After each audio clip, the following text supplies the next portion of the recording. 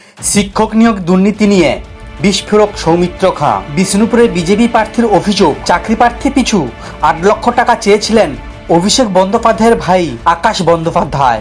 অভিষেকই তার ভাই আকাশের কাছে পাঠিয়েছিলেন।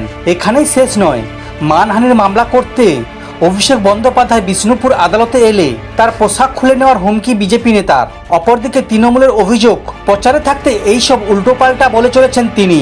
শিক্ষক নিয়োগ দুর্নীতি নিয়ে যখন উত্তাল রাজ্য রাজনীতি, সেই সময় প্রকাশ্য মঞ্চ থেকে বিস্ফোরক দাবি করলেন বিষ্ণুপুরের বিদায়ী সাংসদ সৌমিত্র খাঁ।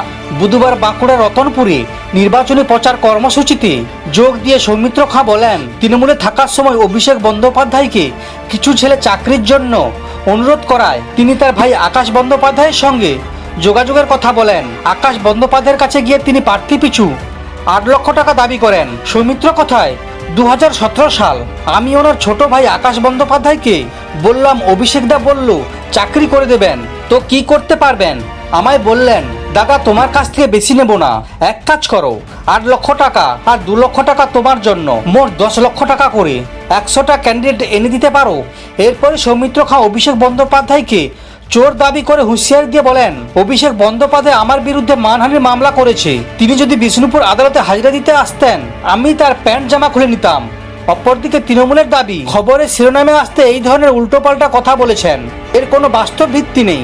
সৌমিত্র খাঁর হিম্মত নেই অভিষেক বন্দ্যোপাধ্যায়ের পোশাক খুলে নেওয়ার। বড়জোড়ার তৃণমূল বিধায়ক অশোক বন্দ্যোপাধ্যায় বলেন, ওর হিম্মত রয়েছে অভিষেক বন্দ্যোপাধ্যায়ের পোশাক খুলে নেওয়ার? ওর তো 3-4টে লোক আর পয়সার থালি নিয়ে ঘুরছে, আর এই ভোটে পাবলিক ওকে যোগ্য জবাব দেবে। অপরদিকে তৃণমূল নেতা জয়প্রকাশ মজুমদার বলেন, যখন এই নিয়োগ হয়েছিল তখন সৌমিত্র ছিলেন তৃণমূলে, সেই সময় এইসব কথা বলেছিলেন। 8 বছর আগে 25,000 চাকরি হয়েছিল, তাদের চাকরি খাওয়ার জন্য সিপিএম আর বিজেপি উঠে পড়ে লেগেছে।